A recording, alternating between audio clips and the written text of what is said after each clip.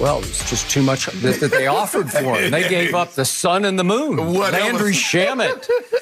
Yeah. Skip feeling confident over there about the Clippers. I'm feeling real good about them. How about this, guys? Lamelo Ball, well, he was confident as well. He said he was born to be the #1 pick in last night's NBA draft, but now he might have a chip on his shoulder. Lamelo fell behind Anthony Edwards and James Wiseman.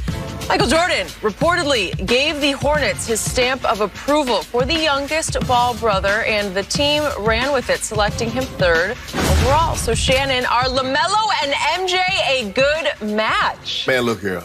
Skip, all I'm trying to see is LeVar and MJ get this one-on-one on. I mean, LeVar been calling this thing out, so it's right there now. So let's go on and get this thing on and put this to the side, and we're going to move forward. In all seriousness, Skip, LaMelo is not going to have the day-to-day. Mike is not coaching the team. So he's not going to be in day-to-day contact with LaMelo. I just think the thing is, like, LaMelo just, and Skip, everybody, even the greats that came after Michael and met him has said what? He's a godlike figure. From Shaq to LeBron to everybody is in awe of him. Now, the difference is LaMelo was 2 years old when Jordan retired. Yeah. So he doesn't have maybe he doesn't have the same mystique or aura. I don't know. He knows the shoes. Yeah. He's still Michael Jordan. I know. And you still wanted those Jordan shoes, and they came from somewhere. Yep. Skip, is it a good match? I don't understand how it would be a bad match. I just think the thing is, for me, is that because Michael is who he is, he had to have signed off on this. Skip, kind of like, most, for the most part, most owners are not Michael Jordan. They didn't play the game at the elite level. Well, he's the only one that played the game at an elite level. I don't think any other owners played back. Maybe in high school, but not to this degree, Skip. And so for me, is it a bad fit? I don't understand how it would be a bad fit. I really don't, Skip. As long as he doesn't go in there with the expectations that I need to impress Mike, that I need to show this, just go be you. Grow, get better and better every day, put the time in. And so for me, I think it's a great fit. We knew these top 3 guys was going to go. We didn't know particular order. It was going to be Wiseman, Edwards, or Melo, Edwards, or Wiseman. But it's funny, Skip, this is the second guy with a very unorthodox shot that Mike has taken with the top 3 pick. Kid Gilchrist in 2012, and now LaMelo in 2020. So did Kid Gilchrist even have a shot? I don't know if it was unorthodox. It was non-existent, right? Well, yeah. Okay. And so, but Skip, I just think the thing is that he had such a high grade on him. And it wasn't like, okay, we knew AD was going first in that draft. That was 2012. Okay, Bradley Beal went 3rd. I think Dame Lillard went 8th. You also had Draymond in that draft. So, Skip, it wasn't like a slam dunk, okay, we got a guy. This is the #1 undoubted pick. Yep. There was none of that. And these were the top 3 rated guys, and you was going to get whomever was left at the time you were selecting, you were going to take that guy. So I like the selection. I just hope Melo comes in, keeps his head down, and continue to work like he's done to get to this point. And if he does, I don't think MJ being his owner is going to be a problem. Okay. Not only do I think it's not going to be a problem, I love this fit. This, for me, was a match made in hoop heaven. LaMelo plus MJ. They needed each other, and I doubted they were going to be able to connect because I still thought right up to game time last night, first pick in the draft, I just thought Minnesota will finally say, he's the most talented kid on the board. We got to do it. We need the box office, if nothing else. And then I thought Golden State, and we're going to talk about this horrible development in a moment, but with Clay's injury, and we don't know exactly how bad it is, but it sounds really bad. I thought maybe they would switch off and say, we just got to take this kid. We got to take LaMelo because we might need him next year to pair him and let him play off Steph a little bit, right? That didn't happen, and I was joyful that he fell to MJ. Why does LaMelo need MJ? Well, look, I know this is impossible, but if I could pour 2 ounces of whatever's inside MJ into this kid, 2 ounces of killer will, I might have something that would be MVP caliber.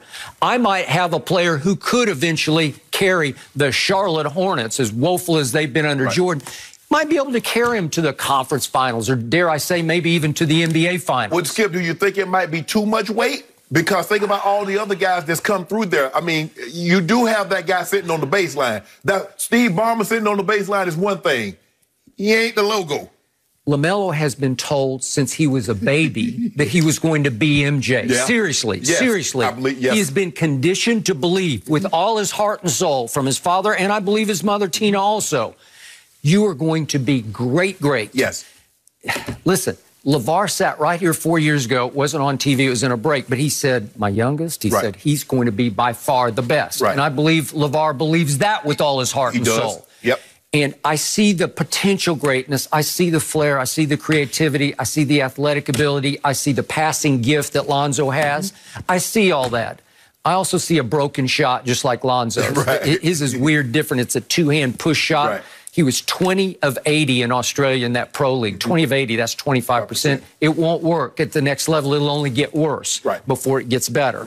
So I don't love any of that, and I don't love it that he hasn't even, no one's even introduced defense to him yet. So Michael will become another father figure, big brother, however you want to look at it, that I think will instill some of the proper intangibles in him. And again, you might argue back, you can't teach intangibles.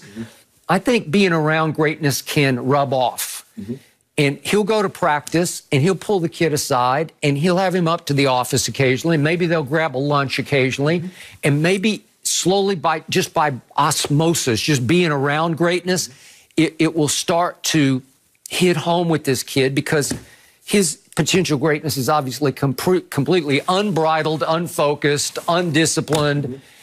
It's unmade yet, but it's there. Right. He's 6'7", and he might still be growing. He might be a 6'8" point guard who can also score the basketball. Right. Once upon a time at Chino Hills, he scored 92 points in a game, and I don't care how much you cherry pick, it's hard to score 92. Yes. You have to have some gift of scoring ability. And he does. Well, that was the beginning of the no defense. Okay, It might have started in that game. It might have been brewing, but once you get 92, like, oh, I kind of like it. And that was kind of LeVar coaching the team, even though he wasn't an official coach. Right. And it was all three brothers together, and they went 35-0 and won the California State Championship. Well, Skip, that was the following year, because remember, LaMelo has broke the record, scored 72, and then he got hurt, and then Melo come back a couple of games later, get 92. Here we go. Okay, so why does Michael need Melo? Look, as you well know, above anybody else, I'm the biggest Michael Jordan fan on the planet, but that's as a player. Right. As a team builder, he's been the all-time worst. So he went from greatest to worst. Right. Because 15 years, he has overseen the basketball operation in Charlotte, his home area, home state. And they love him there, obviously, but they do not love what has happened, because they've made the playoffs 3 times in 15 years. Think about that, 3 times. And they lost all 3 first-round series. They got swept twice. And their overall record in the playoffs is now 3-12. That ties Minnesota for the worst playoff winning percentage over the last 15 years. Right.